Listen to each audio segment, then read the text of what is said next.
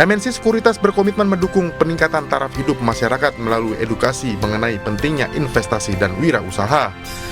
Bersinergi dengan MNC Peduli, perusahaan investasi di bawah MNC Group ini memberikan bantuan modal usaha dan material tas dan dompet bagi pengrajin tas di Desa Pantai Bakti, Kecamatan Muara Gembong, Bekasi, Jawa Barat.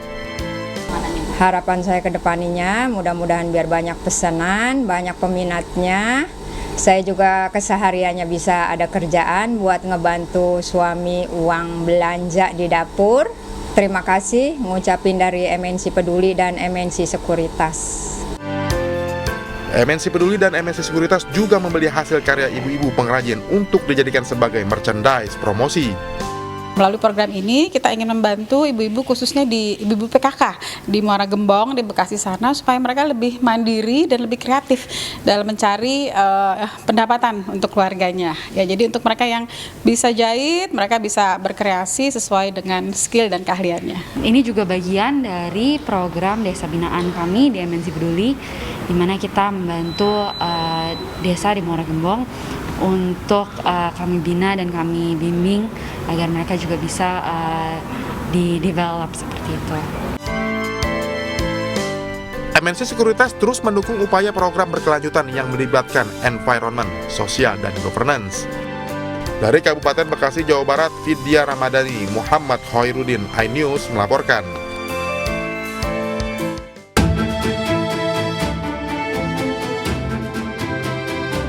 Di Tulungagung, Jawa Timur, Ketua DPP RPA Perindo Jenny Latumahina melakukan konsolidasi dengan DPD RPA Perindo Tulungagung. Konsolidasi digelar untuk menyatukan langkah perjuangan RPA Perindo mengawal kasus kekerasan terhadap perempuan dan anak, serta memberikan bantuan kepada korban. Jadi bagaimana kami bisa bergandeng tangan, bekerja sama untuk dapat memenangkan tahun 2024, Perindo harus menang di Tulungagung. Sementara itu di Palembang, Sumatera Selatan, pengurus DPW RPA Perindo Sumatera Selatan gelar halal bihalal sekaligus konsolidasi untuk menyamakan visi misi memperkuat advokasi dan perlindungan terhadap perempuan dan anak. Di sini kita memberikan perlindungan lah ya, perlindungan hukum lah ya, supaya nanti kita bisa mendampingi mereka yang ada kasus-kasus di sini kan gitu, supaya nanti mereka yang berkorban itu kan, supaya nanti dia bisa membuka lah. Tidak hanya perlindungan terhadap persoalan hukum, RPA Perindo juga fokus terhadap keberlangsungan pendidikan bagi perempuan dan anak Indonesia. Tim Liputan iNews melaporkan. Pemirsa, bentrok antara dua kelompok massa terjadi di Jalan Taman Siswa, Kemantren Umbul Harjo, Yogyakarta pada Minggu malam. Belum diketahui pasti kronologi awal dimulainya bentrokan. Bentrokan antara kelompok perguruan silat dengan warga ini diduga dipicu insiden beberapa hari lalu di kawasan Bantul. Bentrokan berawal dari Jalan Kenari Umbul Harjo hingga berpindah ke area Jalan Kusumanegara dan bergeser ke Jalan Taman Siswa. Polisi pun berjaga di sejumlah titik rawan.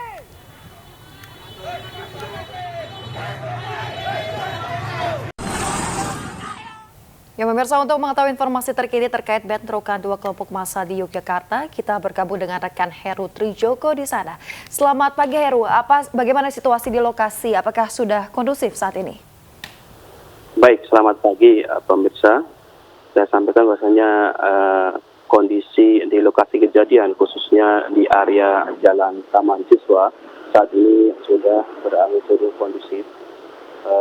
Namun demikian, penjagaan dari aparat kepolisian, termasuk sejumlah kendaraan rantis, masih disiagakan di lokasi kejadian. Dan seperti diberitakan pada minggu petang kemarin, terjadi keributan atau bentrokan antara dua kelompok massa yang diduga merupakan rangkaian dari kejadian di Parangtritis, Bantul, Yogyakarta. Dan menurut Kapolda Daerah Istimewa Yogyakarta, kasus ini sebenarnya sudah ditangani aparat kepolisian Bantul. Jadi pemicu dari keributan antar dua kelompok massa ini terjadi di Parangtritis, Bantul dan sudah ditangani, termasuk sudah mengamankan sekitar 3 pelaku. Namun demikian, aparat kepolisian menyayangkan terjadinya kasus keributan susulan ini, namun dan juga tadi malam menyebabkan sekitar ratusan salah satu kelompok massa terpaksa dievakuasi ke Polda DIY, termasuk ratusan kendaraan bermotor yang mereka gunakan. Demikian. Ya. Heru, kalau tadi ada sampaikan bahwa pemicunya adalah kejadian di Parangtritis, tapi kejadian yang dimaksud apa? Apakah mungkin ada konflik internal atau mungkin ada salah satu warga yang punya masalah dengan anggota perguruan silat? Ya, kejadian bermula dari salah satu kelompok massa yang menjadi korban penganiayaan di daerah Parangtritis, Bantul. Kemudian salah satu korban ini ternyata ada hubungan atau berafiliasi dengan salah satu kelompok massa, sehingga memicu mereka untuk mencoba untuk mencari tahu pelaku dan mendesak aparat kepolisian untuk segera memproses hukum. Demikian. Ya, Heru, terhadap kejadian tersebut apakah ada korban mungkin yang terkena lemparan benda atau seperti apa? Ya, berdasarkan data dari salah satu petugas yang kami dapatkan, itu tadi malam ada sekitar 5 orang yang dibawa mobil ambulan menuju ke rumah sakit terdekat seperti PKU Muhammadiyah, RSUD Kota Yogyakarta, dan rumah sakit sekitarnya. Namun kita belum bisa memastikan apakah korban itu merupakan dari salah satu kelompok massa ataukah juga ada warga sipil yang juga ikut terkena. Mengingat bentrokan dua kelompok massa ini berimbas juga pada warga Jogja yang lainnya, sehingga tadi malam tidak hanya melibatkan dua kelompok massa, namun warga Jogja pada umumnya juga yang merasa ada yang membuat keonaran di Jogja itu ikut terlibat untuk menenangkan kondisi Jogja gitu. Ya. Heru, untuk 3 orang yang ditangkap saat kejadian di Parangtritis ini, apakah mereka berasal dari perguruan silat atau warga, dan apakah sudah ditetapkan sebagai tersangka? Kasusnya berbeda, jadi yang diamankan sekitar 3 pelaku ini adalah kasus dugaan penganiayaan yang terjadi di Parangtritis, Bantul, yang korbannya juga merupakan atau berafiliasi terhubung dengan salah satu kelompok dari perguruan silat tersebut, sehingga perguruan silat tersebut mungkin merasa ingin membantu salah satu warganya gitu, agar memastikan proses hukum terhadap pelaku itu dilakukan oleh aparat kepolisian. Ya, Heru, kalau tadi Anda sampaikan bahwa 3 orang ini adalah terkait dengan kejadian pemicu di Parangtritis. Tapi kalau untuk yang kejadian tadi malam yang bentrok di Jalan Taman Siswa ini, apakah sudah ada penetapan tersangka atau sudah ada yang ditangkap? Ya, Kapolda DIY tadi malam sekitar pukul 11 malam itu mengatakan memang belum mengatakan adanya tersangka dalam kasus bentrokan kedua kelompok massa. Kapolda DIY hanya mengatakan bahwasanya kasus pemicu di Parangtritis, Bantul sebenarnya sudah diproses oleh aparat kepolisian dengan menangkap pelakunya, sehingga kelompok massa yang merasa jadi korban di Parangtritis, Bantul itu salah satunya diminta untuk bersabar untuk mempercayakan proses hukum kepada aparat kepolisian. Namun dengan kemungkinan ada kelompok massa tersebut yang tidak merasa ingin segera mendesak aparat kepolisian untuk segera penetapan tersangka. Sementara Kapolda DIY juga sudah mengatakan sudah mengamankan pelakunya. Sementara yang bentrokan yang tadi malam sampai saat ini belum ada informasi atau rilis terkait mengenai adanya tersangka. Demikian. Ya, Heru, seperti apa bentuk pengamanan dari pihak kepolisian di lokasi sekitar agar kejadian serupa tidak terulang kembali? Ya, Polda DIY mengatakan bahwasanya akan terus melakukan patroli terkait dengan situasi Kamtibmas maupun yang pasca bentrokan kedua kelompok massa. Patroli akan digelar di semua titik di wilayah hukum Kota Jogja khususnya, dan juga untuk di perbatasan untuk mengantisipasi adanya bentrokan susulan. Kemudian untuk yang barusan ini saya cek di lokasi ini, saya berada di dekat lokasi, masih ada beberapa mobil rantis dari polisi termasuk dari Brimob yang masih disiagakan di sekitar pendopo Taman Siswa. Meskipun kondisi situasi arus jalan juga masih sudah normal gitu, sudah bisa dilalui oleh pengguna jalan. Demikian. Ya, baik. Heru Trijoko, terima kasih sudah melaporkan langsung dari Yogyakarta. Selamat bertugas kembali.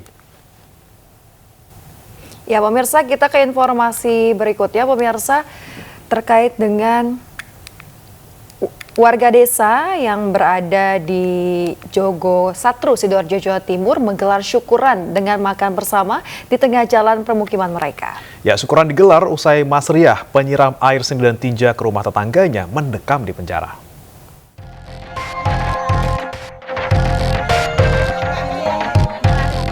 Rasa syukur ditujukan warga desa Jogo Satru, Sukodono, Sidoarjo, Jawa Timur. Mereka menggelar makan bersama di tengah jalan permukiman mereka setelah salah satu warganya, Mas Riah, dijebloskan ke penjara. Mas Riah selama ini dianggap meresahkan karena kerap berkonflik dengan warga lain. Yang paling menjadi sorotan adalah aksi penyiraman air seni dan tinja oleh Mas Riah ke rumah tetangganya, Wiwi. Meski sedikit kecewa karena Mas Riah hanya divonis 1 bulan penjara, warga tetap merasa lega. Tidak setimpal dengan perbuatannya, Pak. Harusnya lebih dari 1 bulan. Soalnya kita sebagai warga gimana ya, Pak, kecewa dengan keputusan itu. Karena kenapa kok 1 bulan? Kenapa kalau tidak lama? Karena perbuatannya itu sangat tidak mengenakan buat warga, Pak. Seperti kayak membuang kotoran di manusia di pagarnya orang gitu, sama buang sampah, oli, bensin di pagarnya orang, Pak. Sebelumnya, Mas Riah divonis 1 bulan penjara oleh Majelis Hakim Pengadilan Negeri Sidoarjo. Mas Riah didakwa melanggar Perda tentang Ketertiban Umum dan Ketentraman Masyarakat serta pengelolaan sampah. Aksi Mas Riah menyiram air seni dan tinja ke rumah Wiwi viral di media sosial. Aksi tersebut sudah dilakukannya sejak tahun 2018 silam. Alasannya, Mas Riah ingin memiliki rumah Wiwi yang sebelumnya merupakan milik adik Mas Riah. Mas Riah menyiram air seni dan tinja agar Wiwi tidak betah dan menjual murah rumah tersebut. Dari Sidoarjo, Jawa Timur, Pramono Putra, iNews melaporkan. Kita ke informasi lainnya pemirsa, bakal calon presiden dari Partai Gerindra Prabowo Subianto berencana melakukan pertemuan dengan Partai Amanat Nasional.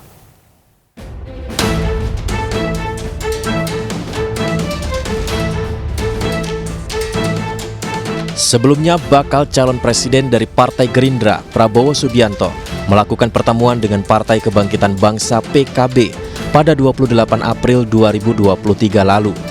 Dalam pertemuan ini, Prabowo dan Muhaimin Iskandar menyampaikan koalisi Gerindra dan PKB semakin solid mempersiapkan pemilu 2024 mendatang.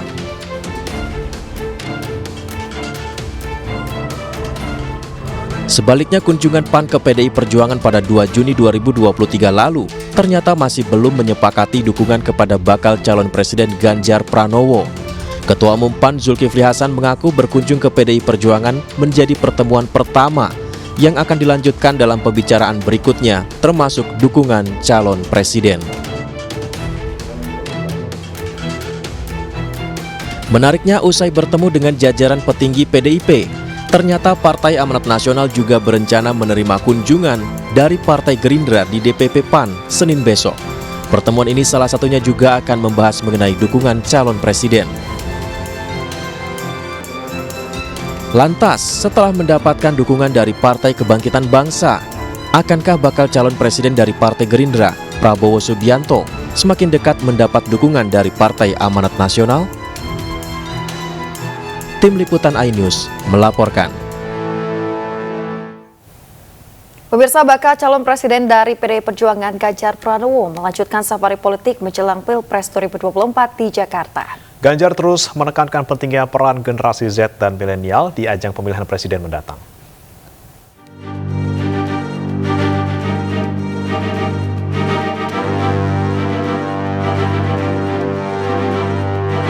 Baca Pres Ganjar Pranowo berolahraga lari di perhelatan Car Free Day di kawasan Glodok, Jakarta Barat Minggu pagi. Ganjar yang berolahraga bersama Wakil Ketua Komisi 9 DPR RI Charles Honoris sempat beristirahat di salah satu kedai kopi legendaris. Ganjar juga menyempatkan diri mencukur rambut sebelum menuju ke Wihara Dharma Jaya Toasaibo, menyapa warga dan pengurus wihara. Dan tentu saja pas hari ini perayaan Waisak, maka sekaligus kita menyampaikan selamat Waisak buat umat Buddha ya. Dan kita senang mendapatkan cerita-cerita kebaikan yang ada di sini. Mudah-mudahan semua masyarakat yang ada juga baik. Antar suku, antar agama, antar golongan bisa hidup rukun seperti ini. Baca Pres berambut putih itu juga hadir di acara diskusi bareng bersama kalangan milenial dan generasi Z di kawasan Sawah Besar, Jakarta Pusat Minggu siang. Di hadapan 400 anak muda yang hadir, Ganjar menyampaikan proses kreatif atau inspirasi yang dapat diciptakan dari beragam situasi, tak hanya dari pembelajaran formal. Ganjar berharap generasi Z dan milenial dapat terus mengembangkan bakat, agar generasi wirausaha dapat terus muncul dan membanggakan bangsa. Yang saya dapat dari Pak Ganjar, beliau ini sangat-sangat saya ngelihatnya lebih kepada jiwa mudanya belum hilang. Jiwa mudanya belum hilang, sehingga ketika diperlihatkan seni-seni yang sekarang banget istilahnya, Pak Ganjar masih bisa keep up dan bisa memberi banyak hal, banyak insight lah. Pada Minggu sore, Ganjar menghadiri perayaan Hari Jadi Relawan Ganjaris yang kedua tahun di kawasan Cempaka Putih, Jakarta Pusat. Dalam sambutannya, Ganjar menyinggung pentingnya peran generasi Z dan milenial di Pilpres 2024 karena dinilai memiliki kemampuan dan banyak ide yang cerdas dan modern. Pesan baca pres PDIP ini membuat para relawan semakin meyakini Ganjar merupakan figur yang pas menggantikan sosok Jokowi. Sampai dengan bulan lalu sebelum dideklarasikan oleh Partai Demokrasi Indonesia Perjuangan, itu sudah sampai di angka 29 sampai dengan 31% elektabilitasnya. Jadi kalau target pemenangan justru dengan dukungan seluruh relawan Ganjar, kita targetnya adalah menang total.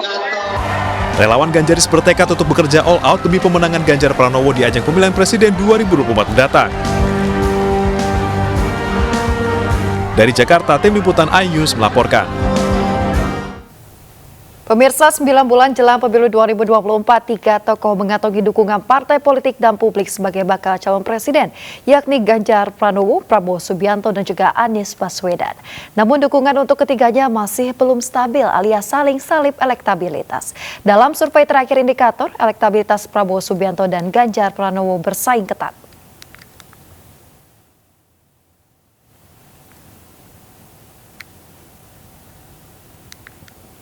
Ya pemirsa, dalam simulasi 18 nama calon presiden, jika pemilihan presiden diadakan sekarang dan diambil 3 nama teratas, nama Prabowo Subianto dan Ganjar Pranowo dalam survei bersaing ketat.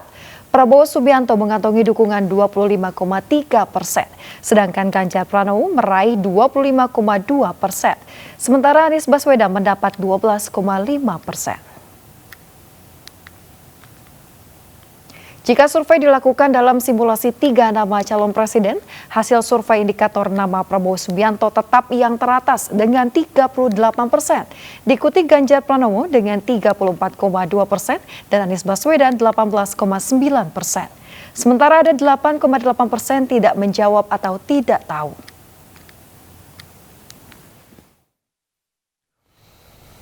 Sementara itu pemirsa, berdasarkan survei indikator terkait nama-nama calon wakil presiden, nama Erick Thohir unggul di beberapa simulasi.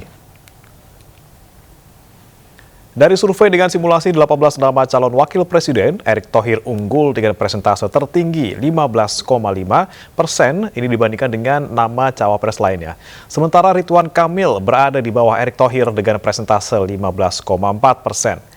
Selanjutnya ada Mahfud MD dengan 13,4%. Kemudian ada Sandiaga Uno di urutan keempat dengan 13,1%.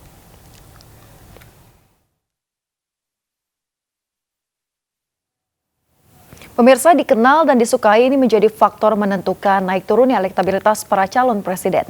Dari hasil survei indikator, dukungan Presiden Jokowi juga berperan penting terhadap naiknya elektabilitas Prabowo dan Ganjar Pranowo. Dan berikut pernyataan peneliti utama indikator politik Burhanuddin Muhtadi dalam dialog di program iNewsroom kemarin. Data tren tingkat kedisukaan terhadap para calon, itu ada kenaikan tingkat kedisukaan terhadap Prabowo Subianto, dan ada tren penurunan tingkat kedisukaan terhadap Ganjar maupun Anies Baswedan. Kemudian saat yang sama, approval rating Presiden Jokowi juga meningkat. Di angka kami 79,2%, beberapa lembaga menemukan tingkat kepuasan terhadap kinerja Presiden Jokowi di angka 82%. Nah, kaitannya dengan Capres adalah ketika approval rating Presiden Jokowi meningkat, itu yang diuntungkan terutama adalah Ganjar dan Prabowo Subianto. Nah, itu yang menjelaskan mengapa selisih keduanya itu sangat tipis. Karena peningkatan kepuasan terhadap kinerja Presiden itu membawa berkah buat kedua nama. Nah, ini terutama buat Prabowo, karena Prabowo belakangan begitu agresif untuk, tanda kutip ya, menjual Pak Jokowi dalam brandingnya, dalam narasinya, dan itu memberi impact kepada Prabowo Subianto. Ketika approval Presiden Jokowi meningkat, sebagian pendukungnya itu memilih untuk melirik Prabowo Subianto, sebelumnya didominasi oleh Ganjar Pranowo. Pemirsa, Partai Golkar menggelar rapat kerja nasional yang diadakan di kantor DPP Partai Golkar Jalan Anggrek Nelly, Selipi, Palmerah, Jakarta Barat. Melibatkan 38 Dewan Pimpinan Provinsi seluruh Indonesia, Partai Golkar akan membahas persiapan pemilu 2024. Dihadiri oleh 38 Dewan Pimpinan Provinsi seluruh Indonesia, Partai Golkar melakukan rapat kerja nasional di kantor DPP Partai Golkar, Jalan Anggrek Nelly, Selipi, Palmerah, Jakarta Barat. Dalam rakernas kali ini, Partai Golkar akan fokus membahas persiapan pemilu 2024 mendatang, merumuskan proses pemenangan pemilu legislatif, pemilu presiden, dan pemilihan kepala daerah. Usia Partai Golkar tahun 2024 adalah 60 tahun. Maka saya bertanya kepada saudara-saudara, apakah saudara-saudara siap kita buat sejarah 60 tahun Partai Golkar? Siap? Alhamdulillah. Kita bersyukur Partai Golkar sudah mendaftarkan bakal calon legislatif dari pusat sampai dengan provinsi, kabupaten, kota.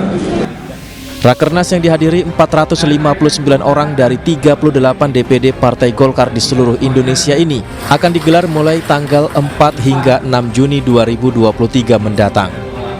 Dari Jakarta, Miftahul Gani, iNews melaporkan. Pemirsa, ribuan umat Buddha memadati area Kompleks Candi Borobudur mengikuti prosesi pelepasan 2.567 lampion dalam rangkaian peringatan Hari Raya Trisuci Waisak. Pelepasan lampion sebagai simbol pemanjatan doa serta harapan. Saya ingin mengucapkan selamat memperingati Hari Raya Trisuci Waisak 2567 Buddhist Era kepada Anda yang merayakannya. Tentunya pada malam hari ini kemeriahan yang begitu terasa di area Candi Borobudur, Magelang, Jawa Tengah. Anda saksikan di belakang saya ini adalah detik-detik pelepasan lampion yang digelar di area marga utama, diikuti oleh ribuan umat. Kita saksikan bersama di belakang saya, ini merupakan simbol dari wujud doa dan juga harapan. Tentunya ini diikuti oleh sebanyak 2.567 lampion maksud saya yang dilepas pada malam hari ini, dan tentunya ini menjadi harapan bagi seluruh umat untuk kedamaian, keberkahan, dan juga kebahagiaan di Hari Raya Waisak 2567. Tentunya kesyahduan dan juga harapan, saya akan mencoba mewawancarai salah satu.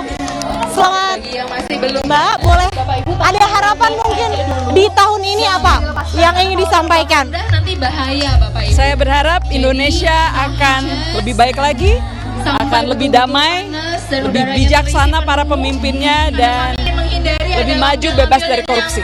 Amin. Saya akan ajak Anda lagi pemirsa untuk mewawancara salah satu pengunjung di sini. Ya, kita baru saja kan memperingati Hari Pancasila 3 hari yang lalu. Nah, itulah Indonesia yang kita kenal, Indonesia yang harus kita jaga, Indonesia dengan segala perbedaannya justru menjadi kekuatannya sebagai bangsa. Harapan yang diutarakan toleransi, perdamaian umat di seluruh Indonesia. Tentunya kita berharap semoga seluruh umat, seluruh makhluk turut berbahagia. Demikian laporan sementara dari Magelang, Jawa Tengah. Anissa Rizky, Fadwa Sundarto, iNews melaporkan untuk Anda. Pemirsa, informasi berikutnya, memutus mata rantai peredaran narkoba di destinasi wisata, Kemenparekraf menjalin kerjasama dengan Badan Narkotika Nasional atau BNN.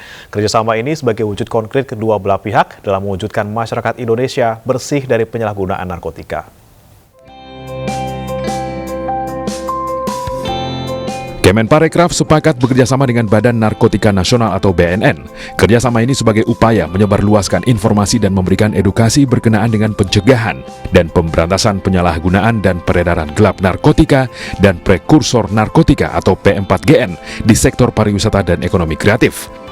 Kerjasama yang bertujuan untuk menjadikan destinasi pariwisata Indonesia bebas dari narkoba ini ditandatangani dalam Weekly Brief with Sandi Uno di Gedung Sabta Pesona, Jakarta. Karena memang penyalahgunaan narkoba di destinasi wisata tadi yang disampaikan oleh Pak Petrus ini ternyata mengganggu dari pemulihan pasca pandemi. Kami menginginkan nanti sosialisasi yang lebih masif. Yang berkaitan dengan tugas Pak Sandi ini, kita lihat bagaimana kita menjadikan Indonesia ini adalah daerah turisme yang luar biasa without drugs. Sosialisasi dan pemberantasan narkoba akan dilakukan agar setiap destinasi wisata di Indonesia bebas narkoba. Dari Jakarta, Fakih Satrio, iNews melaporkan. Ketua Bidang Hukum Internal DPP Partai Perindo, Christophorus Taufik, menghadiri acara jagongan dan juga bincang dengan warga di Singosari, Kabupaten Malang, Jawa Timur. Sementara itu, masyarakat adat Biak menyatakan dukungan untuk Petrodes Mega Kelinduan maju sebagai bacalek DPR RI Dapil Papua dari Partai Perindo.